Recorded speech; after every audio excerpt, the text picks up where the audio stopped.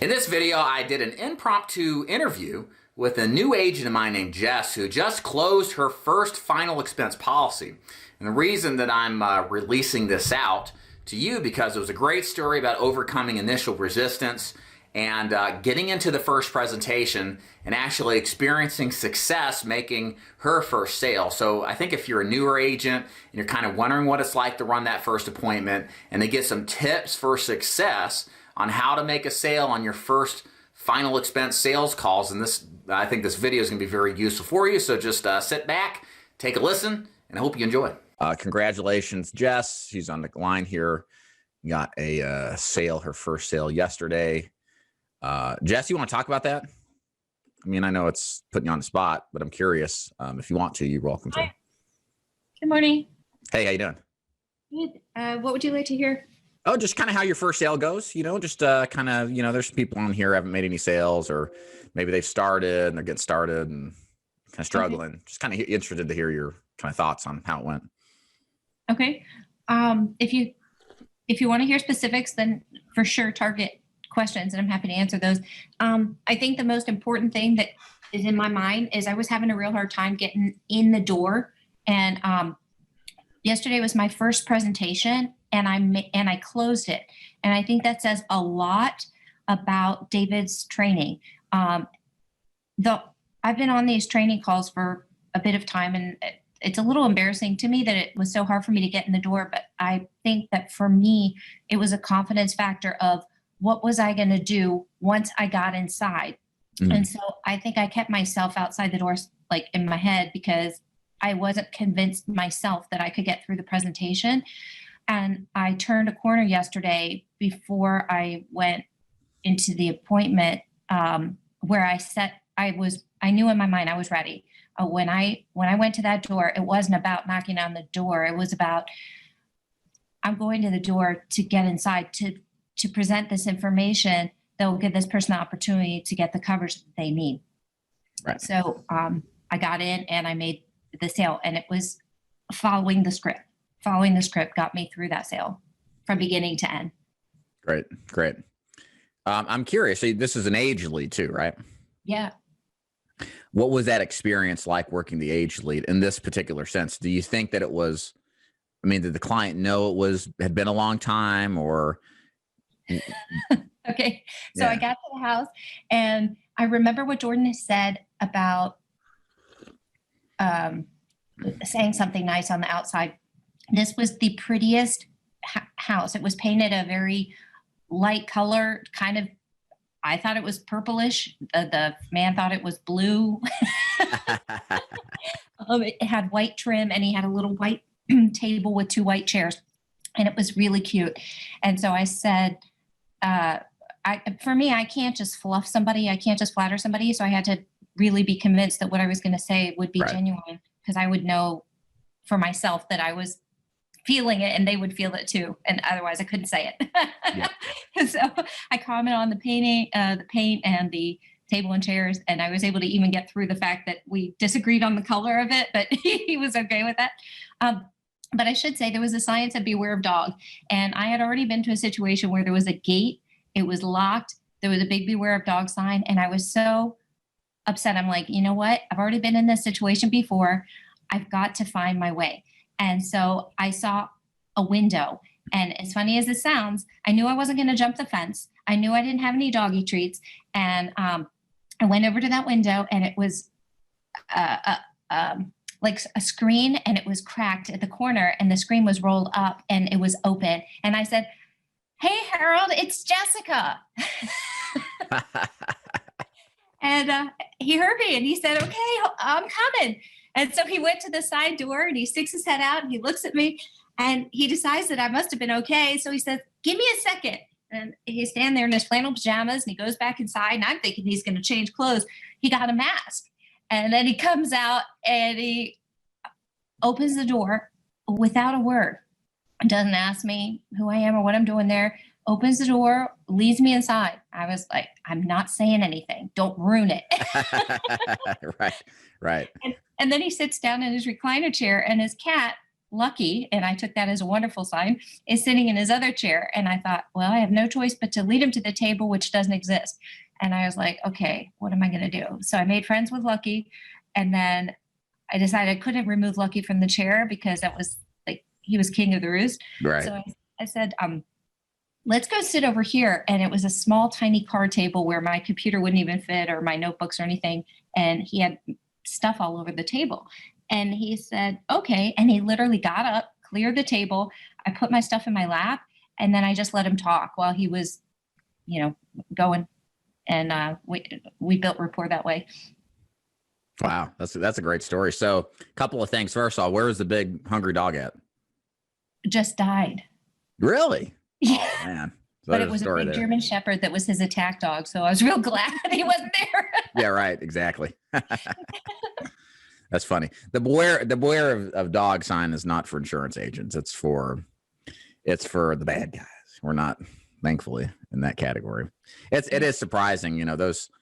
Now, I don't ever tell anybody to go do anything that they're not comfortable with, but my father-in-law, he used to have a sign on his door, and he's kind of a paranoid type, but not like in a bad way. But his sign said something like, if you're, I don't know, selling something, go away. If you're a Seventh-day Adventist, I've got Jesus, go away. Like the whole thing. And like, it was funny, like in their house they're in now, that sign still is, I think it's still there, but it was there for years and years and years. And here's the thing, guys, like there are details right now around you that you don't notice because you're so used to it. Like I don't walk by, your prospects don't walk by their house every day and see the beware of dog sign. Like it doesn't register with them anymore. Like it's a part of the environment, just like this bush and this leaf over here. I don't see it. It's there. And you have to remember that, the impact of what that sign says is such a dramatic variable to us, but it literally is nothing to most of the people. I'm not saying always, but to most of the people that we see. And, a beware a dog sign doesn't mean you can't knock on the guy's door. It just means don't be surprised when you get eaten when you try to rob me, So there was a padlock on the gate, but I actually saw that the padlock might have not been in place. So I fumbled it and it was open. Yeah. And then I thought, okay, here's the thing. If you remove that lock, how would you feel if that was your place and somebody took the lock off your gate, and I wasn't sure if I should do that or not. So I left it in place and decided to try the window first. That's perfect. That's perfect. That's so funny. That's exactly perfect. And what if the window was closed? Maybe walk up and knock on the window. You know what I mean? And they're going to be like, well, who is that? And then wave and, okay, hold on. Let me go see, So that's good. Nice job. I mean, I don't think I would have ever thought about yelling through the window. I don't think isn't that, and guys, think about this, like that whole sale really was predicated on you using an unusual way to get in the door through the window, really. Had you not even tried that way, which I don't teach, I don't teach yell at the window, but thinking on your feet. I was going in to do that presentation. Yeah, right. Right. So you got to think on your feet and be creative, and you don't kill yourself or get yourself killed. But, yeah, look, if you're not running to rob these people, you'll be surprised. A lot of these people aren't as big and mean and scary as their signs make them out to be. So congratulations, Jess. Good job on that. That's good to hear. Thank you. Did the person seem like, this is an age lead. I mean, did this person seem like, I don't remember sending that in, or I'm not interested, or did they give you any pushback because of the age lead? This may or may not be correlated, but I do want to bring it up. I was dressed more formally when I was trying to get in before, and people would ask me questions about, like, are you a doctor? And they were asking me, things like that I felt were attributed to the way I was coming across. So I really dressed super casually, and that made me more relatable, if that makes sense. So you dress casually again this time, right? Correct. Can you describe what that means? I don't want to, but yes. Well, if you don't want to, that's fine. And I personally, like, I know what to tell a man, what I would be comfortable saying with business casual. I don't know what like comfortable is for a female. So I'm kind of curious to see kind of how you took it. I think it depends on the personality, but I can say I've seen people that get all dolled up for work, like girls that do their hair, their makeup, and their nails. And I've seen me surpass their results. And I do better when I'm not consumed with all that nonsense. And I just focus on who I am and what I'm there to do. Okay. And so I think it's somehow me removing barriers from between me and the other person. So I took that into consideration with my wardrobe this time. And I wore just a simple short sleeve shirt, a pair of slacks that were very casual, comparable to khakis, but they were like a blue color, and a pair of tennis shoes and a cardigan because it was cold. Okay. I had my hair in a ponytail. I had my mask on. I had zero makeup on. I mean, in my world, to me, I look like a bum, but I really try to equate myself to the person coming to the door that's just the everyday person, not somebody in a business casual attire that's a little bit too uppity. Okay. Well, thank you for explaining that, because I've never felt comfortable telling a female what they should and shouldn't wear, how they should present themselves. So that's a pretty good example. It kind of reminds me of like Lincoln Heritage agents. Like the ladies do this too. They'll wear their green Lincoln Heritage polo with the logo insignia or whatever on their shirt, and they wear khakis. I mean, it's like it's the uniform. You know, Mm-hmm. it's certainly not business formal. It's casual. Mm-hmm. So cool. Thank you for that. I appreciate that too as well. That was a nice little piece of advice. I asked a lot of questions in your script. I mean, I went through and I thought about your different trainings, and I listened, like when Brad was doing the telesales call the other day, and he did really well on 2 sections. And then he said, okay, I'm getting ready to blow the next section. And I said to myself, section by section, take your time. It doesn't matter how long you're here. If he's uncomfortable, he'll speed you up or, let you know he'll be ready to go. But make sure you nail every section before you move on to the next one. And I was thorough, and I asked questions until either I got the answers that I was trying to plumb, or I got to a point where he gave me everything he was going to give me. And then I moved to the next one, and I had to make my own deductions from the information I extracted. And I took notes while he was talking, so he knew there were parts that were conversational, but that I was listening for specific things. Cool. And how would you describe the close? Was it intense? Was it simple? Was he pretty much ready to roll when he got to the end? I would say there was nothing in there that made him uncomfortable, except when I had my head down reading the health questions. So I have to keep my head up, because I noticed he was leaning forward to, like, I don't know if it was to hear me or to look at my face, because I was looking at him the whole time that he was talking. I'm very intent on eye contact when I listen to somebody, because it helps me to tune in really well. So when I put my head down, I think for him that was a little bit different, but that was just because I didn't want to miss the health question. It was very important. But as far as the close, no, that was easy, because I had prepared myself throughout with asking questions about, I mean, there was so much information he gave me that didn't sound like he was going to do it. And I kept telling myself, this is my presentation opportunity, so maximize it. And like his wife had died, she had a $50,000 policy, and he didn't need the money because he put her in an urn. That was only like $485, and he had gone down to La Palma. And I actually asked him the details of what he had put in place, because I wanted to understand the process. And he was explaining that, he has an urn for himself, and then he's going to put it in the military, same vault as her, and they'll stand it up and then they'll lay it down, whatever. But he didn't need the same amount that he had taken out for his wife, because now he knew what to do and he had something in place and he felt everything would be covered. He didn't have any beneficiaries. And then I found out he had a daughter and a granddaughter in Hawaii and a girlfriend, but he was most concerned. He told me about his girlfriend and what would happen to her when he left. And I realized that was his beneficiary. He was very open about his medications, not very many. He was in great health, I believed. based on the answers to his questions, which were mostly no's. Just 2 knee surgeries, 1 year after each other. Yeah. And I asked him about the hospitalizations on those.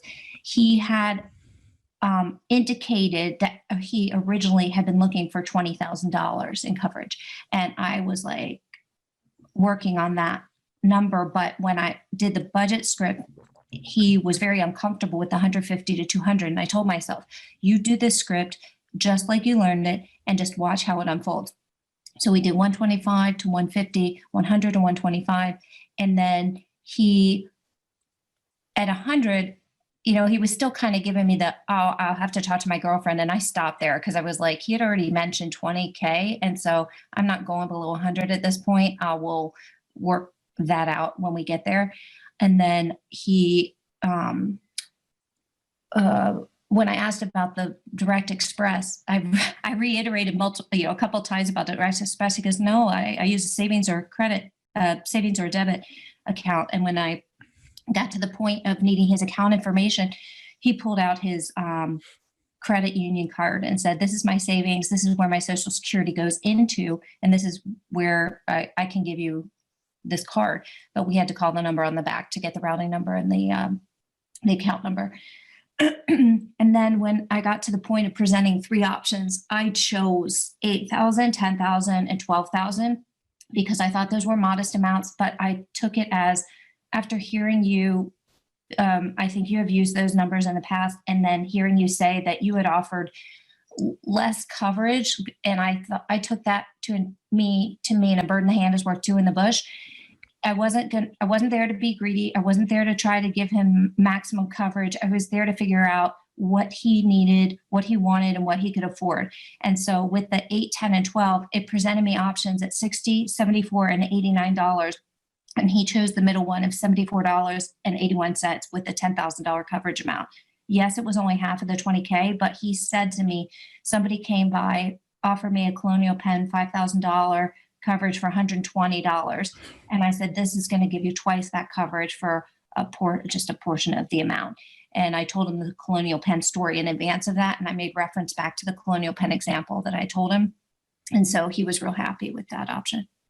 How did it feel starting? I mean, for you personally starting, and how did the client react as well when you were doing the premium sell? When you started by asking, if I can qualify for a program, can you afford 150 to 200 a month? What was that experience like?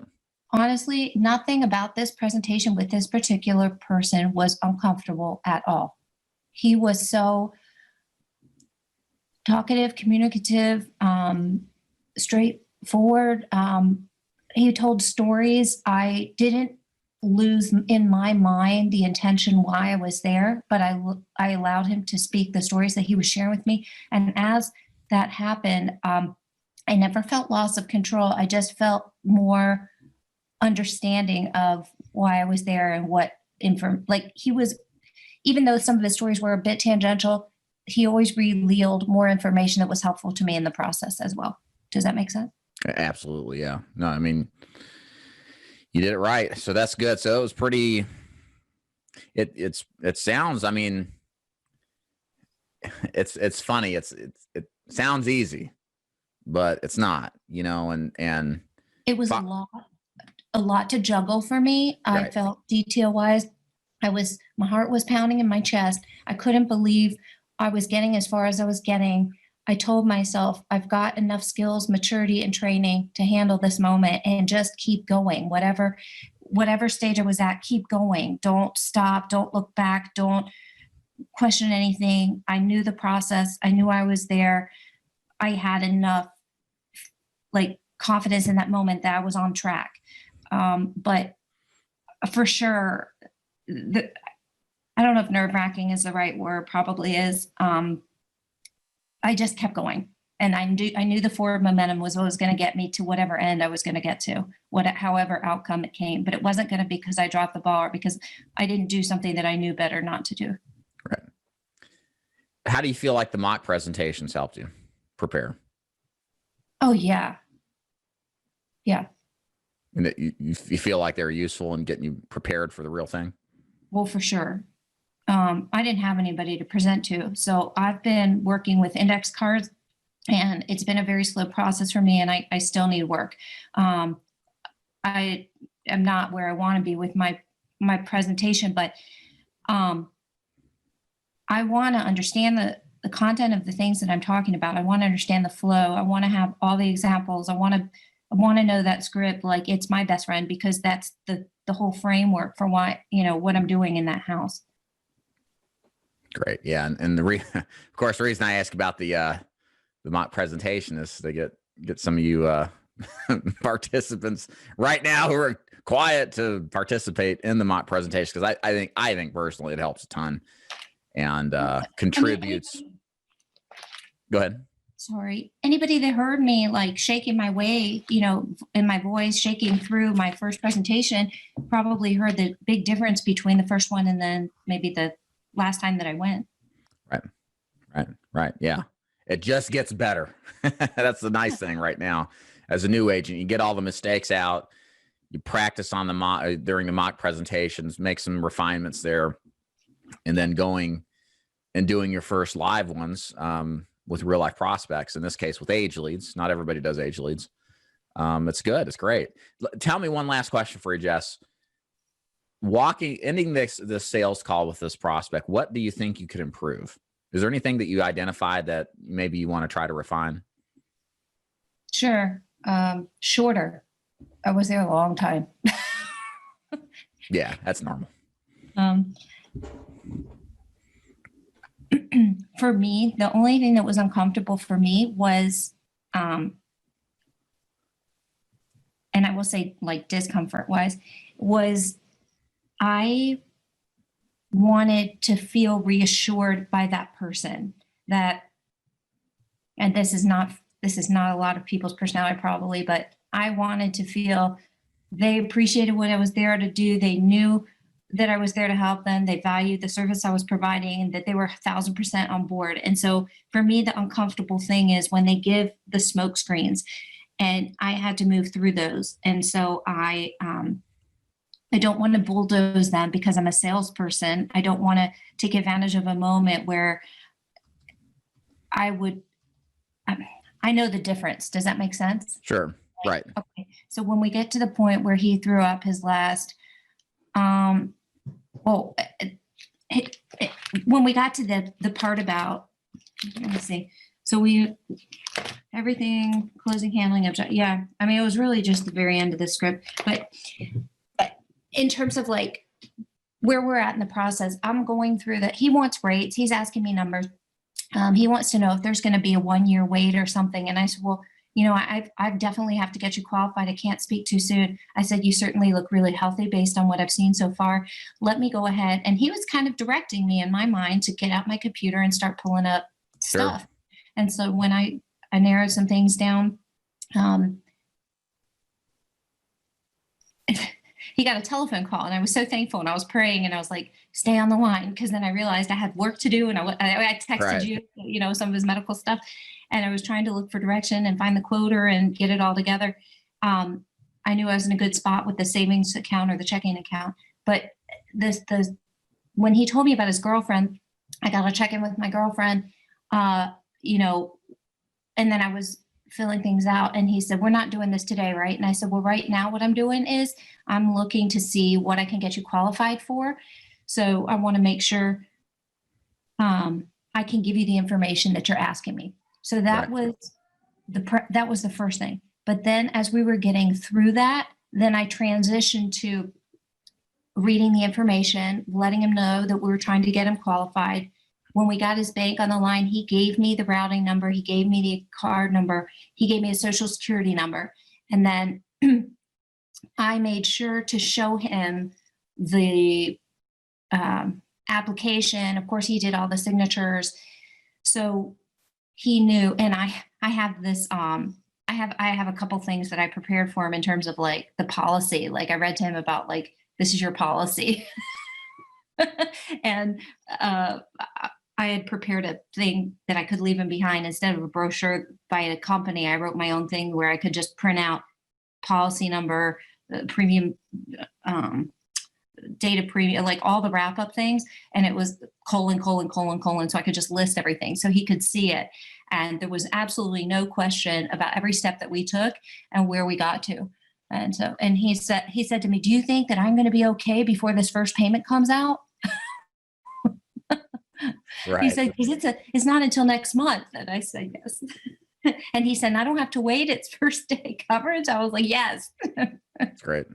Yeah. Isn't it funny, the whole evolution of it? This is why we can't take any of those objections up front seriously, because once you get somebody into it, they kind of come around a lot of the times.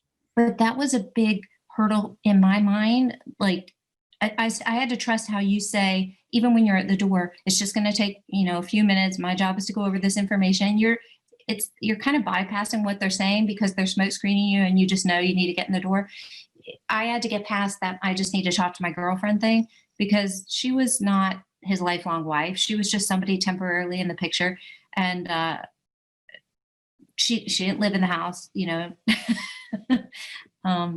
It was a smokescreen, but I didn't know that. So I just had to keep going as though I was going. For me, it was to get through the presentation. And then when I realized, wow, we're really at the end of the line, I'm like, I need to let him know what's next, what we're doing, how we're doing.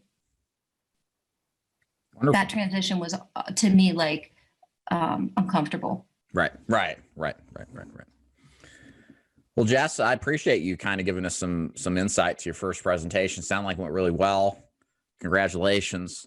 I hope this gives some of you guys out there too that are at the point or close to it to start selling, kind of like what to expect, and Jess this isn't her first presentation. I mean, Jess has been on prospecting calls a number of times. She's door knocked. She's had people turn her down at the door, say they're going to be there and then disappear. So, so just the old lesson. You got to keep at it, and eventually you'll get it. My thought in my mind is, yes, it's simple, but for me, it's laborious because it's new. And so for anybody that wants to know, like, well, is it easy? Is she making it sound easy? Is it not easy? It's laborious only because you're learning, and everything. You have to be pliable in the process and kind of be willing to evaluate yourself and be flexible in the moment and pivot and that kind of thing. But it is simple. It's just do it, keep doing it. And I know I'm telling myself every time I get in the car to go drive to the next door knock, it's re-motivating myself, re-inspiring myself, reminding myself that this next door knock isn't the last door knock that I just did, that didn't let me in. Right. That much closer to yes is kind of how I look at it, So cool, Jess. Thanks again. I appreciate it.